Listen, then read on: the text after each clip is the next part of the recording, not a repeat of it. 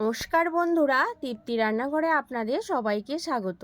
আমার ভিডিওটি কাছে কিংবা দূরে যে যেখান থেকে দেখছেন না কেন, আশা করি আপনারা সবাই খুব ভালো আছেন। আমি আজকে তেল মশলা কম দিয়ে ডিমের রেসিপি নিয়ে কিন্তু হাজির হয়ে গেছি। অনেকেই তেল মশলা খেতে খুব একটা পছন্দ করে না, তাদের জন্য এটা কিন্তু একদম পারফেক্ট একটা রেসিপি। ভিডিওটি স্কিপ না করে পুরো ভিডিওটি কিন্তু দেখার অনুরোধ রইল। চলুন তাহলে এবার ঝটপট তৈরি করে নেওয়া যাক তেল মশলা কম দিয়ে ডিমের রেসিপিটি। তার জন্য আমি এখানে ডিম আর আলু প্রেসার কুকারের ভিতর দিয়ে দিয়েছি, পরিমাণ মতন জলও দিয়েছি। তার আগে কিন্তু ভালো করে ডিম আলুটাকে ধুয়ে নিয়েছি। এবার প্রেসার কুকারের মুখটা আটকে নেব। প্রেসার কুকারের মুখটা আটকে আমি একদম ওভেনে বসিয়ে দিয়েছি আর গ্যাসটাও কিন্তু অন করে দিয়েছি। আমি তাড়াতাড়ি সুবিধার্থের জন্য প্রেসার কুকারে সিদ্ধ করে নিয়েছি। আপনারা চাইলে কিন্তু যে কোনো পাত্রেও সিদ্ধ করে নিতে পারেন। আমি এবার প্রেসার কুকারটাকে 2টো সিটি হওয়া পর্যন্ত অপেক্ষা করব। তত সময় আমি এখানে একটা মশলা তৈরি করে নেব। তার জন্য একটা মিক্সারের বাটি নিয়েছি, দিয়ে দিলাম মাঝারি সাইজের একটা পেঁয়াজ কুচি, আর দিয়ে দিলাম 2 টুকরো আদা, আর দিয়ে দিয়েছি ছোট ছোট 8-10টা রসুন এর কোয়া। আমি এটাকে ছাড়িয়ে নিয়েছি কোয়াগুলোকে, আর দিয়েছি ছোট একটা টমেটো, আর দেব পাকা কাঁচা লঙ্কা। ঝালটা কিন্তু আপনারা আপনাদের পছন্দ অনুযায়ী একটু কম বেশি করে নিতেই পারেন। আমি এইগুলো এবার মিক্সি করে নেব। আপনারা চাইলে শিলনোড়াতেও কিন্তু বেটে নিতে পারেন। এদিকে প্রেসার কুকারে 2টো সিটি পড়ে গেছে, গ্যাসটাকে আমি বন্ধ করে দিয়েছি। আমি এবার ঠান্ডা হতে দেব। গরম অবস্থায় কিন্তু প্রেসার কুকারের মুখটা আমি খুলবো না। প্রেসার কুকারটা ঠান্ডা হয়ে গেছে। এবার আমি প্রেসার কুকারের মুখটা প্রথমে কিন্তু খুলে নেব। প্রেসার কুকারের মুখটা খুলে নিয়েছি, আর ছিদ্রযুক্ত একটা আমি বাটি নিয়েছি।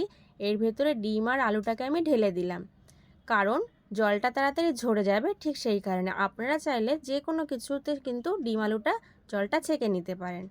আমি একটা পাত্রে ঠান্ডা জল নিয়ে এসেছি। এবার এর ভেতরে ডিমগুলো দিয়ে দেব, যে ডিমগুলো আমি আগে থেকে সিদ্ধ করেছিলাম। ডিমগুলো দিয়ে কিন্তু পুরোপুরি ঠান্ডা করে নেব। গরম অবস্থায় কিন্তু ডিমের খোসাটা আমি ছাড়াবো না, তাহলে কিন্তু ডিমগুলো ভেঙে যেতে পারে।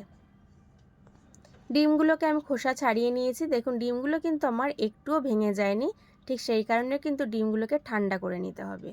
গ্যাস অন করে কড়াই বসিয়ে দিয়েছি, দিয়ে দেব পরিমাণ মতন সাদা তেল। এখানে কিন্তু খুব বেশি পরিমাণে তেল দেওয়া যাবে না, আপনারা তো দেখেই বুঝতে পারছেন আমি কতটা তেল ব্যবহার করলাম।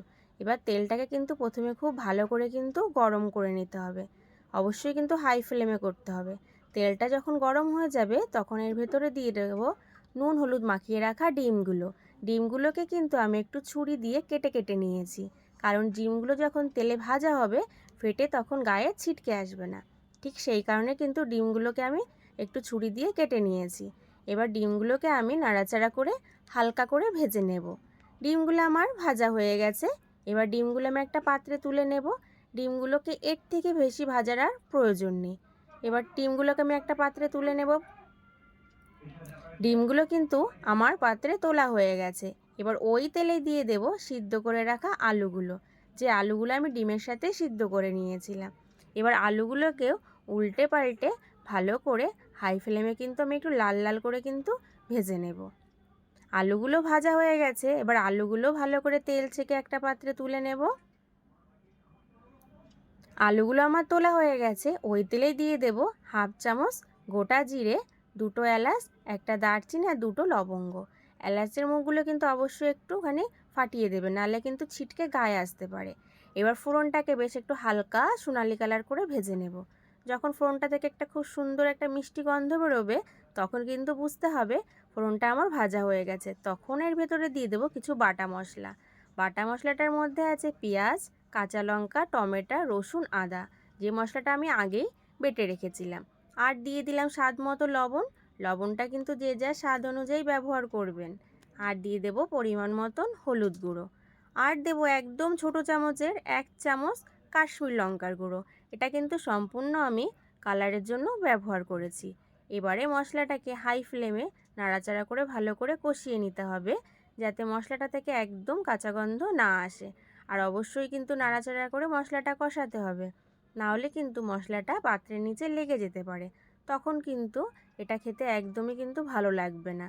ঠিক সেই কারণে একটু নাড়াচাড়া করে মশলাটাকে কষিয়ে নিতে হবে। মশলাটা আমার কষানো হয়ে গেছে। এবার দিয়ে দেব টক দই। টক দইটা কিন্তু দেওয়ার সময় অবশ্যই গ্যাসের ফ্লেমটাকে লো ফ্লেমে করে দিতে হবে, না হলে কিন্তু টক দইটা কেটে যাওয়ার সম্ভাবনা থাকে। আর টক দই কিন্তু ডাইরেক্ট ফ্রিজ থেকে ব্যবহার করা যাবে না, সাধারণ তাপমাত্রায় এনেই কিন্তু টক দইটা ব্যবহার করতে হবে। মশলাটা থেকে তেল ছেড়ে এসছে, মানে মশলাটা ভালো করে কষানো হয়ে গেছে। এবার এর ভেতরে দিয়ে দেব ডিম আর আলু, যেটা আমি আগেই ভেজে রেখেছিলাম। দিয়ে এবার এটাকে হাই ফ্লেমে আমি 2 মিনিট কষিয়ে নেব, ভালোভাবে উল্টে পাল্টে, যাতে মশলাটা খুব সুন্দরভাবে সব কিছুর সাথে মিশে যায়। আমার চ্যানেলটি যারা এখনও সাবস্ক্রাইব করেননি তাদের কাছে অনুরোধ রইল চ্যানেলটি সাবস্ক্রাইব করার জন্য। আর ভিডিওটি যদি ভালো লেগে থাকে অবশ্যই কিন্তু একটি লাইক ও শেয়ার করতে ভুলবেন না। ভালো করে আমার কষানো হয়ে গেছে ডিম আলুটা, এবার দিয়ে দেব পরিমাণ মতন জল। জলটা আমার দেওয়া হয়ে গেছে। এবারে প্রথমে ভালো করে একটু মিশিয়ে নেব। মিশিয়ে নিয়ে এটাকে আমি হাই ফ্লেমে 5 মিনিট রান্না করে নেব। আমি কিন্তু এখানে ঢেকে দেব না, কারণ আলুগুলো যেহেতু আমার আগে থেকেই সিদ্ধ করা আছে, ঠিক সেই কারণে আমি আর এখানে ঢাকবো না। এবার হাই ফ্লেমে এটাকে আমি 5 মিনিট রান্না করে নেব, তার থেকে কিন্তু বেশি আর করব না। 5 মিনিট হয়ে গেছে, এর ভেতরে দিয়ে দিলাম ধনেপাতা কুচি। ধনেপাতাগুলোকে আগে থেকেই ভালো করে ধুয়ে আমি কুচি করে রেখেছিলাম। আর দিয়ে দেব এবার কসুরি মেথি পাতা। কসুরি মেথি পাতা হাতে আমি একটুখানি গুঁড়ো গুঁড়ো করে নিয়েছি, ঘষে সেটাই দিয়ে দিয়েছি। এবার এটাকে ভালো করে মিশিয়ে কিন্তু গ্যাসের ফ্লেমটাকে অফ করে দিতে হবে। আর কিন্তু রান্না করা যাবে না, কারণ ঠান্ডা হলে এটা আরোটা অনেকটাই গাঢ় হয়ে যাবে। তেল মশলা কম দিয়ে ডিমের রেসিপিটা কিন্তু আমার পুরোপুরি তৈরি হয়ে গেছে। তাহলে যারা যারা তেল মশলা খেতে পছন্দ করেন না, একবার এই রেসিপিটা ট্রাই করে দেখুন। আশা করি আপনাদের সবার কিন্তু খুব ভালো লাগবে। আর এই রেসিপিটা দিয়ে গরম গরম ভাতের সঙ্গে কিন্তু দারুণ লাগে। শুধু গরম ভাত না, আপনারা কিন্তু রুটি, পরোটা, লুচির সঙ্গেও কিন্তু পরিবেশন করতে পারবেন। ধন্যবাদ।